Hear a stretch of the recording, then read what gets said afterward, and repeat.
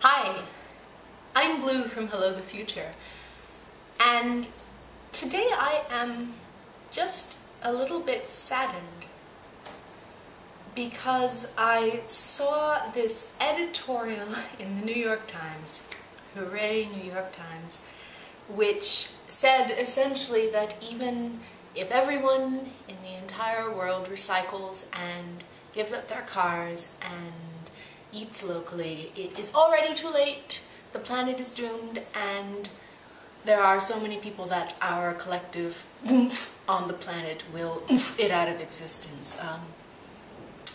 Now, I know that I should not believe everything I read in a New York Times editorial, because a month ago, for example, they were saying, oh no, sugar is toxic, and now about 2 weeks ago they're saying, oh yes, sugar is the only thing that allows us to make decisions effectively. But this particular article, it made me feel sad because it was something that I had thought of myself when I was like a kid, and I mean, I remember, you know, talking about recycling and how it would reduce the amount of trash that we released onto this earth, and being precocious or stupid enough to say, well, even if everyone recycles everything but the one piece of trash that can never ever ever be recycled, then eventually the whole world will be covered with trash.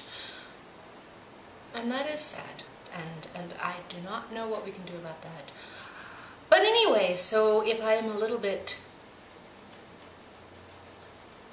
bluer than usual, that is part of why. But we are going to talk about creativity today, because so many of you left so many lovely comments about hat time, which is so cool. And alright, fine, even if we are making trash, we can also make music, and music is like renewable energy. No, it's not, but it could be, because I don't have to build a new guitar every time I want to play a new song. So creativity. I'm going to pretend that this is a question and answer, and I'm going to answer some questions. How does one become more creative? Alright, this question is answered by a lot of people in a lot of books. I will put some links there. I'm not wearing, okay, I was going to say I'm not wearing pants, but I am wearing a dress, so I cannot very well say the links are going in my pants, but I cannot also say that I'm not wearing pants because I'm fully covered. I am restaurant accessible, shirt, shoes, and service. But anyway, links there. So how does one be creative? The essential, the accepted best practice for being creative is to create stuff repeatedly, and this is both easier to and harder to do than it sounds.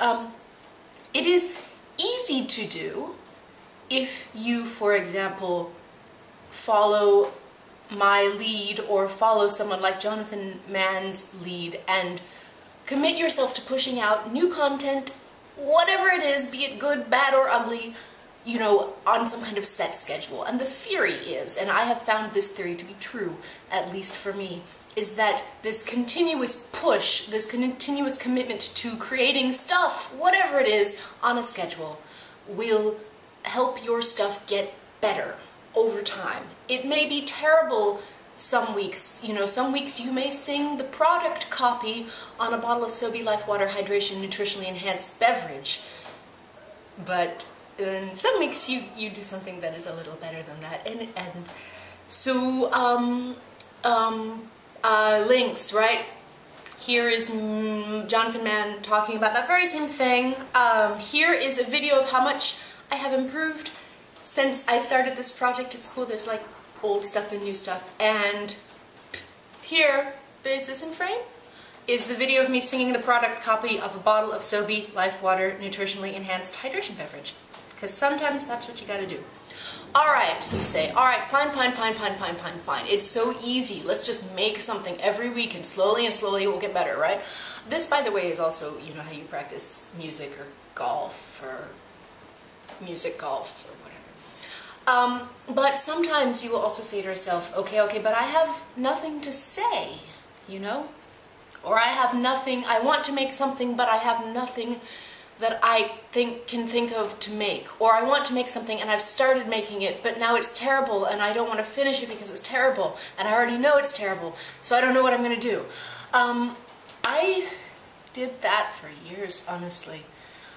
I did that for probably, well, to be perfectly honest, from the time I graduated from college in, what do I have to tell you, 2004, until the time I started this project in, now I have to think about it, 71 weeks ago.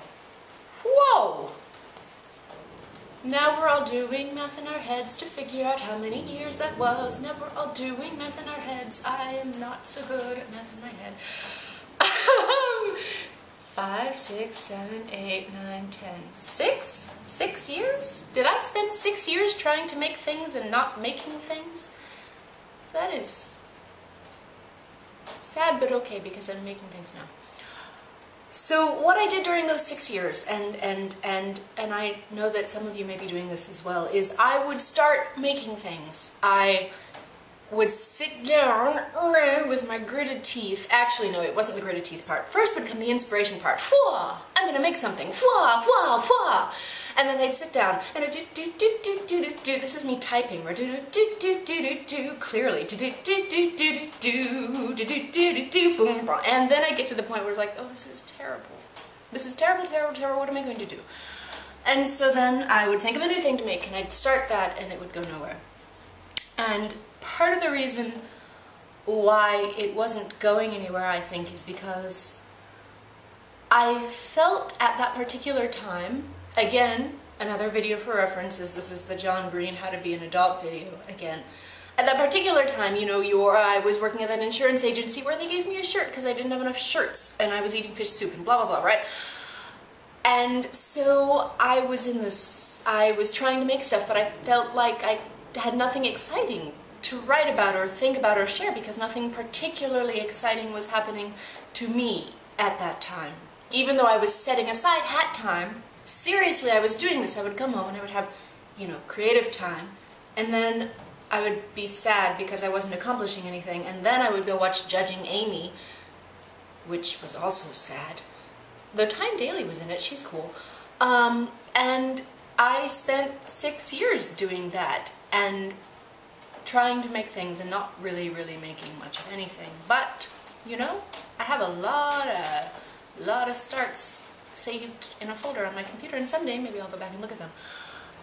And what prompted me to make and continue making things, right? So I'd make things and I'd stop because they would fizzle out and I would not feel like they were worth continuing and not feel like I had anything valuable to say.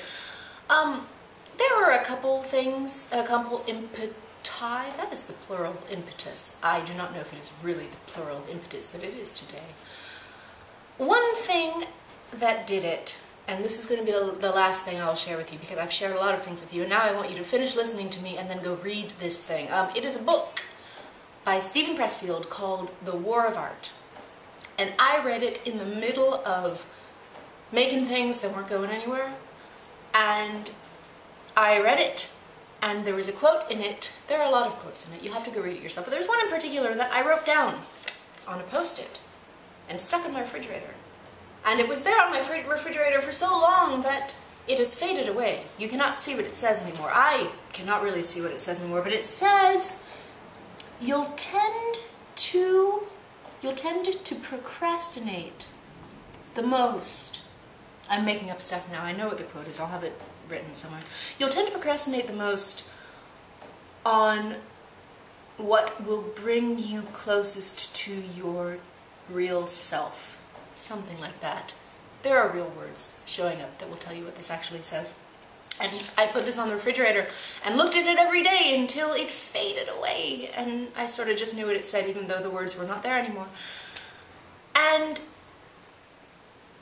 then I bought a guitar. And for whatever reason, that took.